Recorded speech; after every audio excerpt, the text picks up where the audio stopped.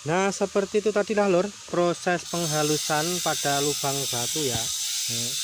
Proses penghalusannya kita menggunakan gerinda tangan dan juga mata gerinda. Yang digunakan adalah mata potong keramik ataupun granit. Nah, hasilnya seperti ini sudah bisa untuk menumbuk bumbu.